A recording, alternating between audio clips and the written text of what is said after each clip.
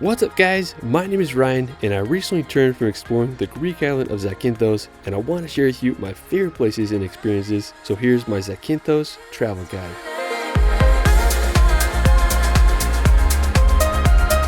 Of all the Greek islands, I have to say that Zakynthos is my favorite. I've came here 4 times over the years and I just keep wanting to come back. From some of the tallest cliffs in Greece to endless sea caves, Zakynthos is just waiting to be experienced. Now to get to the island, you can either fly or take a ferry. There is a lot of direct flights from around Europe, which is very convenient. We took the ferry the last few times since we were already on mainland Greece and it's super easy. We boarded with our car in the town of Kyllini, which is about a 4-hour drive from Athens, and then it was about an hour boat ride to reach Zakynthos. Now let's start this video off at one of the most famous places on the island, Shipwreck Beach. Nestled in this little cove surrounded by daunting cliffs, it's easy to see why it's one of the most famous beaches not just in Greece but the entire world. The story behind the shipwreck is fascinating. Back in the 1980s, a cargo ship carrying illegal contraband crashed here as it was seeking shelter. Today, the ship is rusted and slowly decaying, but has made for one of the most scenic beaches not just in Greece but the entire world. Now to experience the beach, there's a few ways you can go about it. The easiest way is by going to this lookout on top of the cliffs. It's about an hour's drive from the main part of the island to reach the viewpoint.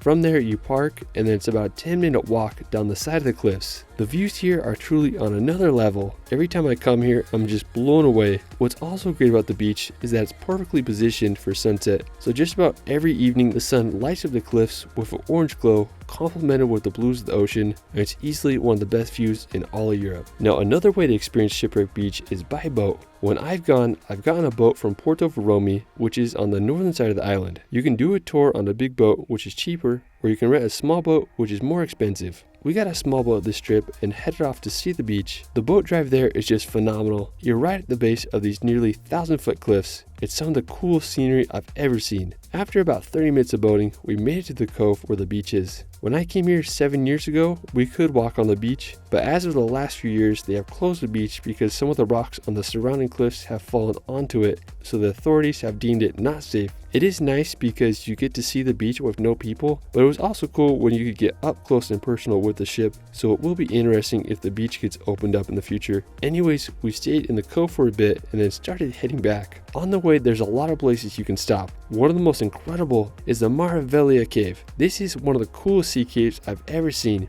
You can go in there with a boat, but we jumped off and then swam in.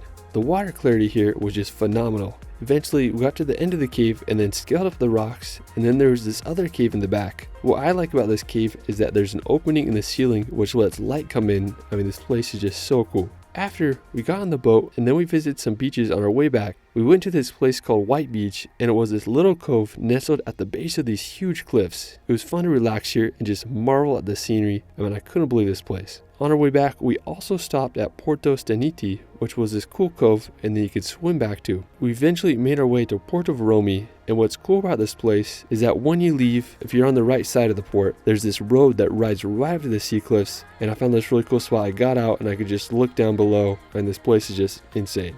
Now another interesting place on the eastern side of the island is Korakonisi.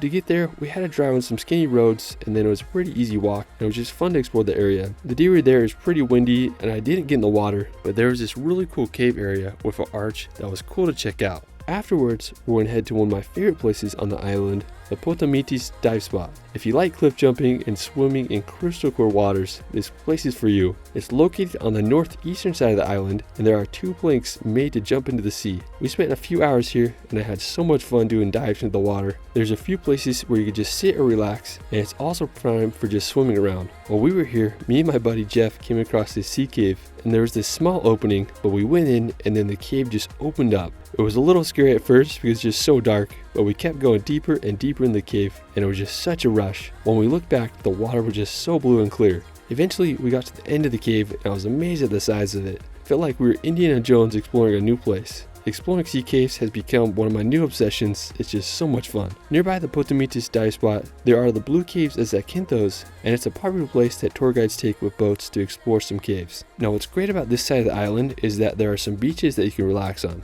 Compared to the steep cliffs on the other side of the island, the eastern side has a completely different scenery. It's just absolutely beautiful. We went to this one place called Wolf Rocks Beach. It had this nice sandy area and it was perfect for relaxing. The water here was so clear and calm, and overall it was just super enjoyable.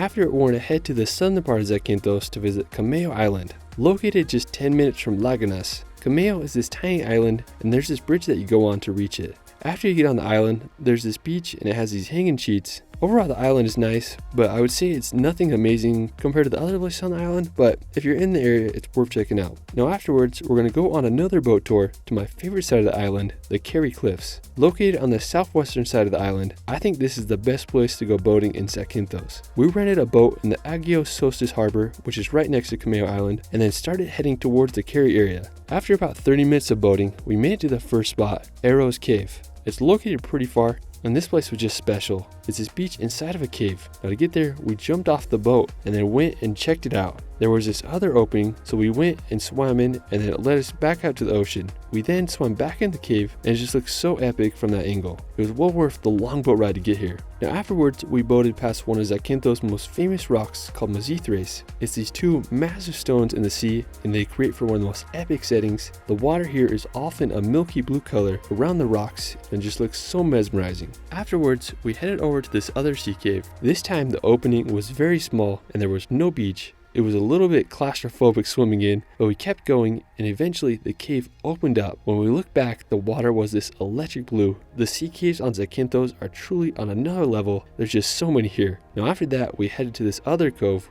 And what was cool about it is that there was this sea arch that you could ride the boat through. Our captain named Angel did a full send through the arch and it was so much fun.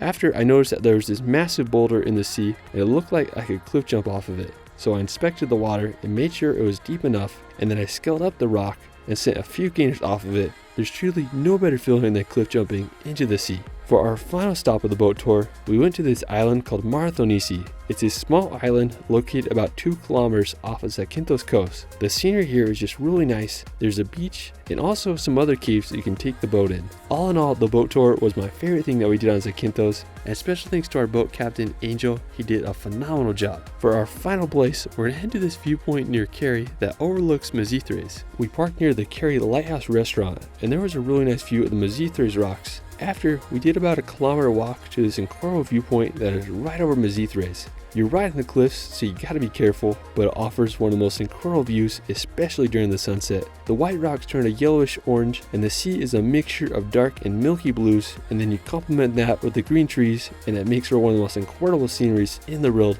And Zakynthos truly is such a special island. Well, that is it for my Zakynthos travel guide. It's one of my favorite islands in the world, and I just keep wanting to come back. There's still some places I haven't explored, so I hope to return in the future. Let me know where your favorite place is in Zakynthos in the comments below. You can find me on Instagram and TikTok at shirley.films. It's Ryan, and we will see you later.